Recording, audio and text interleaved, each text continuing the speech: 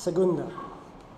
My wife Neha and I got married on August 1st, 2003 at the Jai Shri Hanuman Mandir in Hempstead, Long Island, New York. It was once a YMCA building built in the 1960s, and the ceremony was held in an old swimming hall where, of course, the pool no longer stood. All that remained were the baby blue tiled walls, and in the pool's place, a newly installed 20-foot high, tall, plaster sculpture of Mount Kailash with none other than Shiva perched up top, spewing water from behind his holy head. I still don't know how Shiva found his way to that oddest of places. If only the pool was still there, Shiva surely would have filled the whole thing in an endless cycle of holy water and bliss. Neha was 23 and from Mumbai, and I was 32 and brought up in the USA. Despite being from very different worlds, we were both excited to spend our future together. Kind of like Shiva in this old American recreation room hall, finding ourselves discovering new cultures and contexts.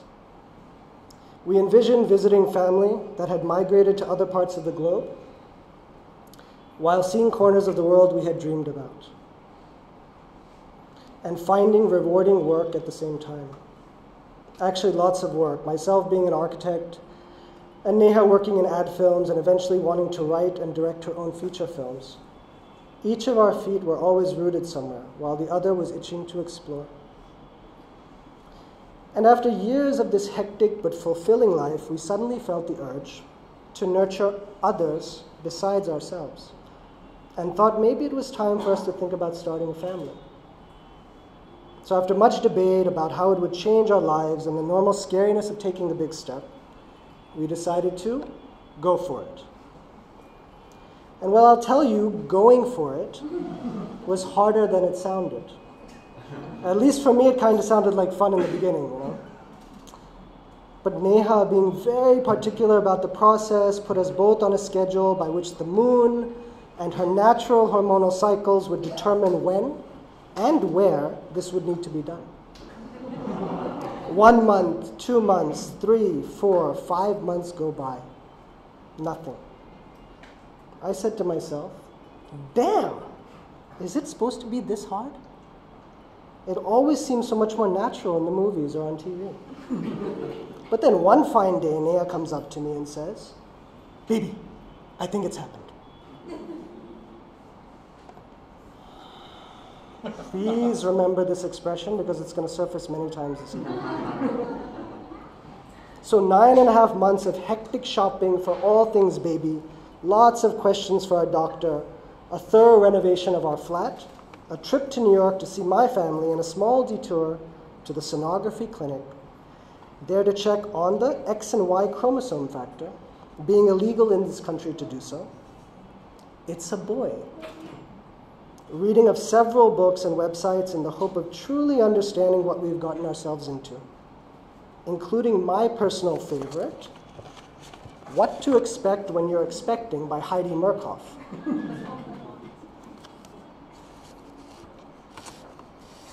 A seriously thick and respectable looking tome, kind of the baby equivalent to War and Peace, quite literally. Then on a coolish September 28th, early morning in 2007, with the Bombay monsoon on its last legs, we head to Breach Candy Hospital. And from what I remember, we check in, lots of cream-colored walls, 10 hours of heavy breathing, anesthesia, distress, more anesthesia, fear, and the whirlwind emergency delivery of our son, Ahan Rajeev Thakker. Ahan means morning or dawn, and he was certainly the beginning of a new period in our lives, so it seemed like an appropriate title. He's healthy, and Neha's okay, but frankly a bit traumatized by the protracted ordeal. After that, things went well, and although it took a while to adjust to our new life, 6 years later, I'm happy to say that we are super proud parents, and most of the time are very happy with what we've created. He's a sweetie, you know, most of the time. No, he's really amazing. Most of the time. So raising a Han and learning about sharing your life with a child actually meant learning more about ourselves than we ever knew existed. It was beautiful, and when we couldn't have asked for more, really, but as time went on, I would sometimes slip Neha a reminder that I'm almost a decade older than her, and that Ahan is getting older too and could use some company. A companion, so to say. Ignoring for the moment potential side effects like the morning sickness, the weight gain, the limitless screaming, the sleepless nights, changing diapers, and of course, career plans being put on hold.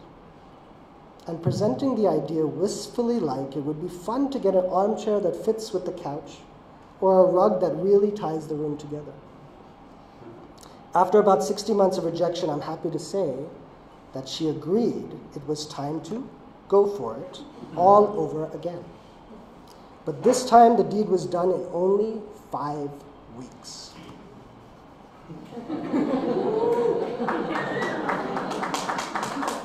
That's strange, but really wonderful. I think we were in Mexico at the time, so I thought, maybe it had something to do with the water. Or maybe it was the tacos. It was probably the tacos because they were really good tacos. Anyways, we were pros now, and feeling for me was totally different during Neha's second pregnancy. She, of course, was very careful, doing many of the right things required of a second-time mother-to-be. Me, on the other hand, I knew I was in good shape with my beat-up version of what to expect when you're expecting. An older edition granted, but the evolutionary process of a baby development could not have changed in 5 years, right? So 3 months, 4 months, 8 months fly by like nothing. And being busy with work, I really didn't seem to have time to do any brushing up. But suddenly it hits me. Our family is going to increase by 33.3% in about 5 weeks, whether I'm ready or not. So my brain goes into frantic daddy to be again overdrive. It must be my hormones. Daddies have hormones too? I'm hormonal. Yes, vindicated, finally. I start researching cord blood storage and what hundreds of diseases I could be protecting the baby from. I shave off my beard I've worn for almost 3 years, as it was part of a non-compromising deal to have my face as soft as a baby's new bums. You can see that the deal is slowly wearing off. I pulled out all of Ahan's old baby items, including the crib and the bassinet, and reassembling them like a madman, balancing my favorite book of the moment in the bend of my elbow as I hammered in pegs and snapped together wooden bars. I read when Neha wasn't looking so that I could surprise her with my regained insight on infant rearing and the whole delivery process, passing it along casually as if I'd always known it. So 3 weeks go by, and I'm pretty confident on what needs to be done. When suddenly Neha catches me reading and she smiles and says, "Baby, that's the wrong book." "The wrong book? What? Isn't this what we used last time?" Neha replies, "Yes, but you need to read this one. Active birth. I'm not going to be traumatized again. You need to be clear about what's going to happen this time." What's happening? Aren't we having a baby? But this book has lots of useful info. Is there really such a big difference? Because mine is very, very thick. Then Neha says, "Put it down. Read this now." So I look at the book. It's certainly thinner, which is a good sign, but it looks a little more outdated than mine, actually. But it has a nice reassuring of a gestural line drawing of a mother giving birth on the front cover. I still don't see a huge difference, but maybe it's just the way it's written that she likes more. It didn't matter really. Neha knows best. It's her body after all, and because of that, she has the most invested in this, so no problemo. So I start reading the introduction and preface, and it sounds more sensitive, more compassionate, kind of soothing in a sense. using words like feeling and comfort and natural and intuitive. I could grow to like this. Then my eyes move faster through the page, and I think, why not just skim through quickly to see what the important parts are I need to focus on? Maybe there are some fun pictures to help me, and then there it was. My jaw dropped. There was a picture of a lady, totally naked, having a baby, standing up, leaning against the wall, and the baby's head is just sticking out. Yes. Yes. Oh my God, this is not what I remember from last time.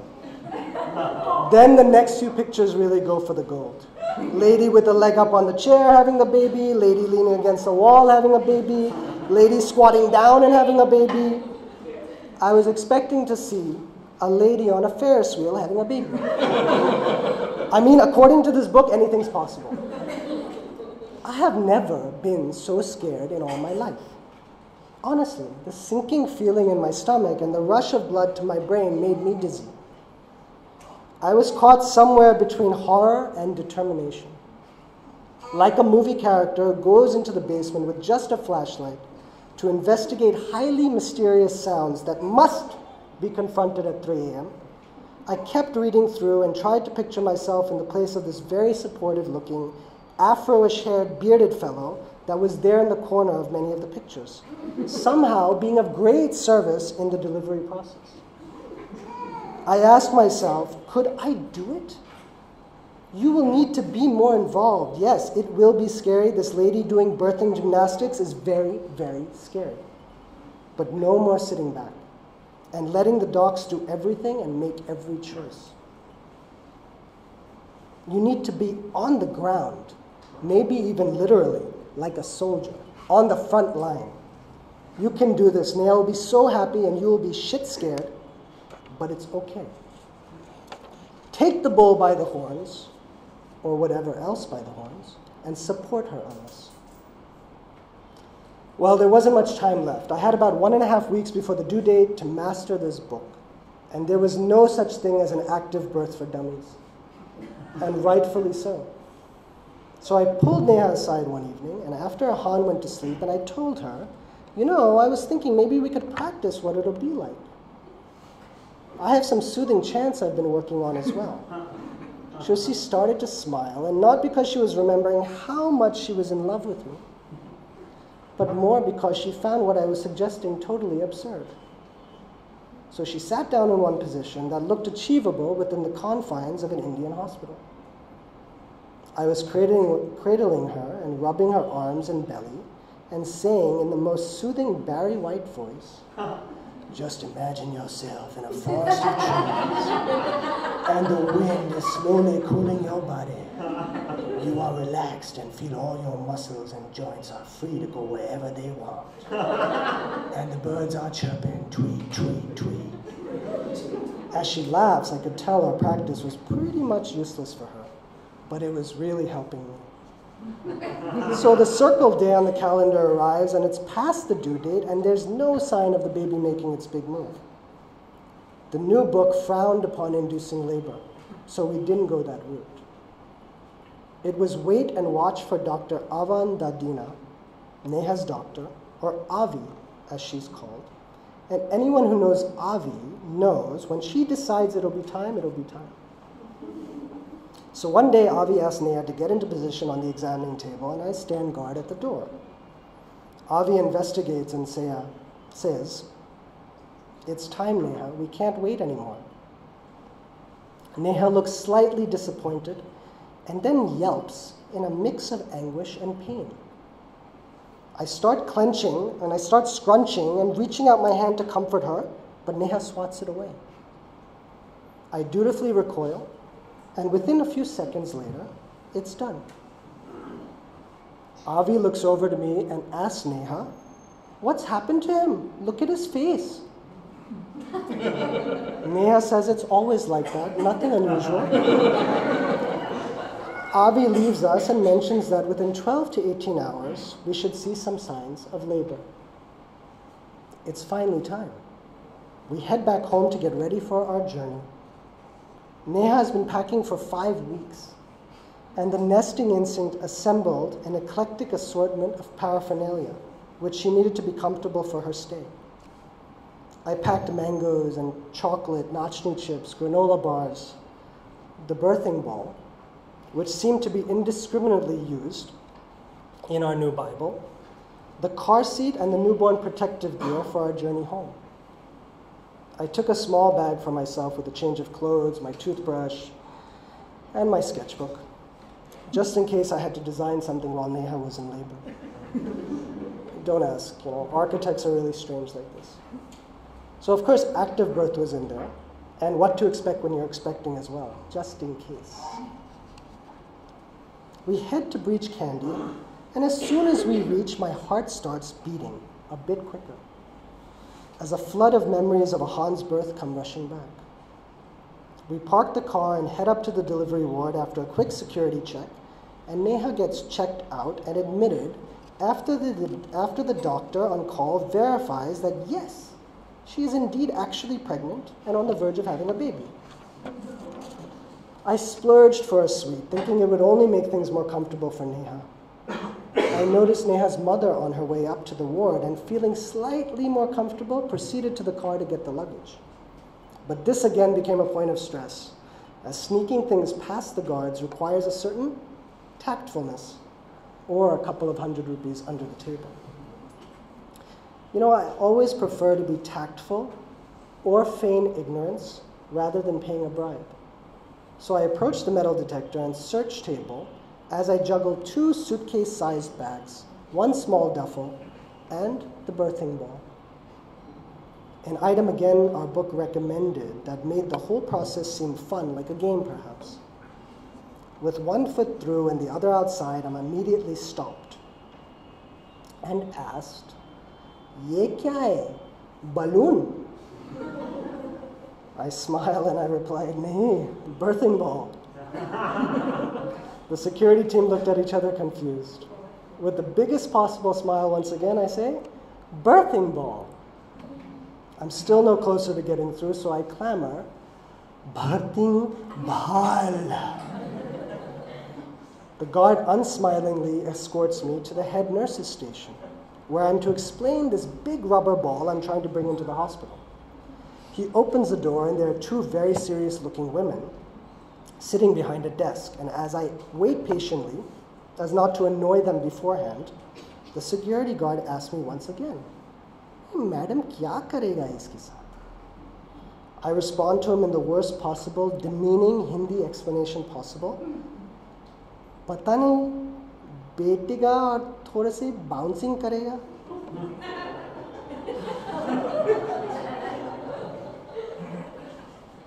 I finish off this explanation with an up and down movement like I'm riding a horse or something. Then the head nurse turns to me and asks with a flick of her head in hand, "Kya hai?" I reply, "Birthing ball." And with the riding horse motion, she just waves me to go ahead. The security guard gives me a sincere smile and after says, "Birthing ball." Yaad rakhega. So I get up to the ward and they escort us to the room, and before I can put the bags down, a contraction starts. I drop everything, including the ball, which bounces a bit, settling in the corner of the room, and try to comfort Neha by holding her from behind, just like the book says to. But she responds unfavorably, whispering, "Don't touch me. Don't touch me." Oh God, what am I going to do if she doesn't let me touch her? How am I going to live up to the fame of the 1970 Afro-ish bearded fellow in the book? So the contraction finishes, and now Neha starts requesting my help, so I oblige rapidly. She asks me to get the candles out of the blue bag and light them, and to get the iPod and speakers and play some music. I start rummaging through the bag, and I find an aromatherapy candle that my mother-in-law gave us and set it up on the table. "Baby, did you bring the matches?" I ask. She looks at me distastefully. "Okay, I'll do this later. Now, where's the iPod?" "Okay, found it." I start scrolling through the music. Neha loves hip-hop and dance music. The best of hip-hop list. She has lots of ABBA. The best of ABBA list. There's a bunch of children's songs too. There's This Old Man and the Christmas Polka Volume 2. Maybe that would get her in the mood? Shit, what do I do?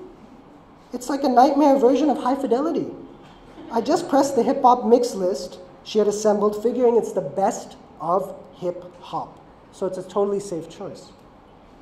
In the middle of a contraction, the music starts with a big Biggie Smalls gangster rap blaring, and she starts shaking her head, and not in a good way. I fumble to turn off the iPod immediately. I look at her and the contraction tapers, and she makes her way to the iPod and says, "No, no, no. Can you give me that?" She switches the track, and suddenly the room sounds like we're in the Himalayas, with yogis and flute gurus and the sound of a thawing, trickling river running underneath. She's becoming a serious multitasker, and I'm feeling more useless by the moment. I rush out to the front desk and I politely ask for some matches for our aromatherapy candle. The nurse at the station looks at me and says, "For what? No smoking allowed." I tell her nicely it's for lighting a candle, an aromatherapy candle. "No matches allowed, sir." So I show her the candle. I even hold it up to her face so she can smell it. She smells it, she smiles. "Still no matches allowed, sir." So I shuffle back into the room, trying to find a use for myself. I can't lay a hand on her. I can't pick the right music. I can't get the fragrant candle lit. What am I doing here? That's what she's thinking right now. And that is a very dangerous and precarious position for me to be in with a woman in labor. But I play it by ear, and I just start wandering around the room with purpose, like an inspector, checking on nothing but making it seem important. Yes, the bathroom is a good size. Walls are a nice color. Ceiling is okay. What a great view of the work yard at the Breach Candy Club. Just making a list, everything is still here and looking good. Meanwhile, my mother-in-law sits immersed in her knitting and off and on phone conversations.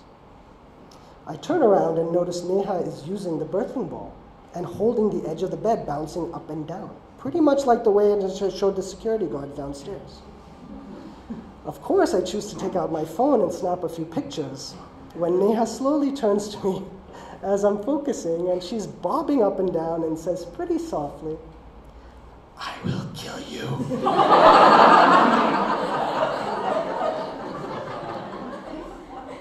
So my normal look changed into a little bit frightened look, and I kind of recoiled.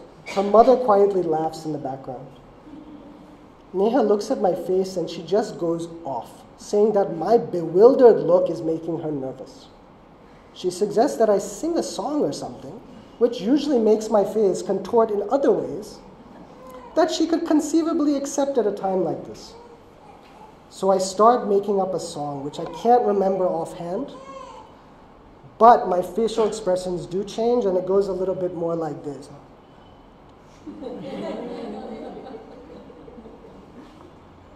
But as soon as the next contraction starts, my face goes back to this.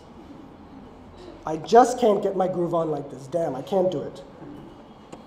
So now I'm adrift in no man's land, caught in between being 100% useless on the one hand and just mostly useless on the other.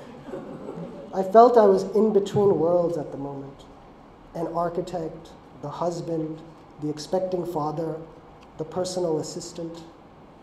I quickly think, and at that point I remember Neha saying earlier that our friend Seema had offered to come and spend some time with her, helping her breathe and control the pain during labor. I immediately called her around 9:30 p.m. and asked if she would come. A summoning phone call is something I could do right. In addition, herself, a mother of two, Seema did a course on active birth. So great for me and Neha to have her there. An hour later, Neha seemed happier, and I was ecstatic when she walked in. After about 5 minutes, Seema suggests that I get some rest, seeing that I have been relegated to uselessness. I agreed, but before removing myself from the process entirely, I tell Seema that under absolutely no circumstances should they be giving her anesthesia or an epidural.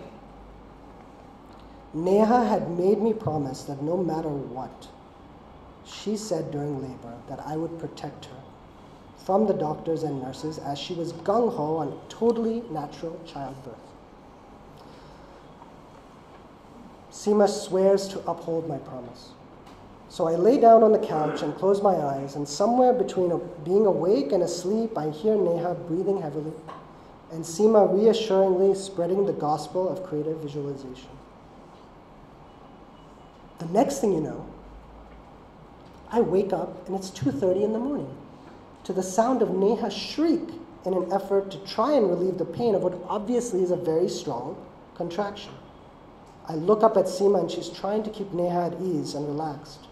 Well, as much as possible. We are at 8 centimeters, Raju. I put on my shoes hastily and I rush behind the stretcher, carrying her, which is already all the way down the long corridor, turning right, disappearing into what I think is a room where they might monitor her for the next hour or two until she reaches 10 centimeters and is fully dilated. I arrive at the entrance to the room and take off my shoes and I put on the slippers they have left for me. I sterilize my hands and then I open the doors. As I turn the corner, I see Neha lying slightly angled with her legs positioned up in stirrups, and a sudden rush of adrenaline pushed me quickly to her side. Oh my God, this is it. Neha looked at me and she was writhing a bit with some screaming and some growling mixed in, and I stood there and supporting Neha's head with my right hand and balancing my mobile camera with my left. And I started capturing the whole thing. Then, push Neha, I can see the head, Avi yells. Neha has a slight smile on her face and says, really? Can I touch it? Avi says, of course. I follow Neha's hand with my iPhone, and as she fumbles her way down and touching our baby's head, we've pretty much captured one of the frames of the book perfectly. Lady laying down, touching baby's head. So Avi says, now one last push, come on, you can do it, almost there, almost there. Neha looks so tired, and I tell her she's doing great, and it's almost there, and she's doing so good, and that I'm so proud of her. The baby's half in and half out, and the time is now.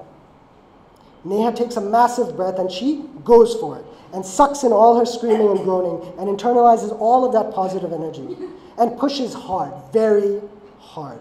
And at the end of what really seemed like forever, she finally lets out a Kailash mountain-sized sigh of relief, and then I heard it. A delicate, soft cry. That. So Neha looks at me exhausted but amazed. Avi wraps something in a mint green cloth and places it gently on Neha's chest. It's a beautiful baby girl. She's pinkish blue. She's shimmering. She's gorgeous. You've done super, Neha. She is stunning, says Avi. I'm incessantly clicking photos while the nurses and doctors get back to their work, and I look at Neha and I whisper in her ear, I love you so much. You were amazing. I look at my daughter's cheek, rubbing up against my wife's chest, and her whimpering eyes wide open and looking straight up into Neha's eyes. She knows exactly where she is. She's with her mother and her father, who have been waiting impatiently for 9.5 months for her to come into this world.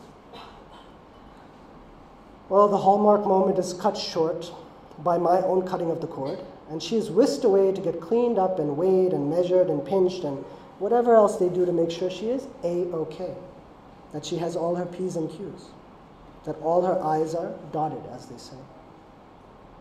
I send out a boatload of SMSs. The family comes pouring in mini love squads to see her, including her big brother, Ahan, who meets her and is pretty cool about the whole thing, being more interested in how and where the baby came from, and that this mama's tummy in a mere 24 hours somehow became small again. So there really was a little baby in there? For real? The head nurse would come by periodically during family visits and remind us that we need to register our daughter's name and information for the authorities. So we procrastinated for the first 2 days, but after the smoke finally cleared and we were left to ourselves for a moment, Neha and I asked the big question to each other. What are we going to name her? Neha had rejected most of the names I suggested over the last month. There was Anya, and Ara, Arya, Anea, Arya, Zarya, Kia, Kimaya. My personal favorite, Lola. Mahi, Naya, Nikita, Roma, Sarika, Soma, Shaila, Serena, Zara, Zareen. She also rejected Ahan's suggestions. It wasn't too difficult to figure out why. They included Nozit, Finn, Coconut, Kohli, Twickychwal, Solly, Somp, Sonnet, Paher, Kashyap, Myra Mahindra, that's one name, Sonky, Birdie Lurley, Lollipop, and Monikoni. But through all this, there was one name we kept on coming back to time and time again. Perhaps what we liked most about it was that it straddled cultures, just like us. It meant strength in Sanskrit and intelligence in Japanese. That's it. No questions. Lock kiye jaye. So I proceeded down to the nurse's station to inform her that I was ready to register my daughter's information. Please write her name here, first, middle, and surname in that order. No mistakes, please. Whatever you write is final and will come on record, instructs the nurse. I pause as if this moment will somehow determine the course of her life.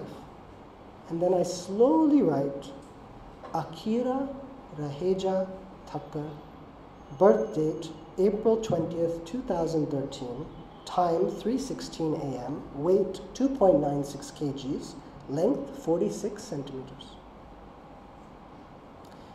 It has been 4 months now since that day we welcomed Akira into our small family. Funny how I haven't opened the book since then. Whether it's changing nappies, giving her a bath, feeding her once in a while Neha goes out to meet up with friends, burping or rocking her to sleep, playing with her at odd times of the day when she feels the need to express herself. It all seems to come back quite seamlessly the second time around. And as Neha prepares a breakfast of pancakes this morning, it's true. I can't help contemplating something Ahan has been muttering the last few days. Dada, there is no such thing as people. We are all gods. It somehow makes me remember Shiva atop Mount Kailash overlooking the former YMCA in Long Island. He must be pretty comfortable there now, after 10 years in that strange place. Finding love and companionship, embracing differences in between worlds. Not terribly unlike our lives have been, living with one foot rooted and the other foot ready to see what else is out there. About 8 months from now, Akira's feet will be scrambling to do the same, exploring the vastness the world has to offer. That'll be a day we look forward to. And although I don't feel that anything is ever complete, in the same way that this is not the end of a story, but more a beginning of another, at the moment, at least for me and my little family, being in between worlds seems like a wonderful place to be. Thank you.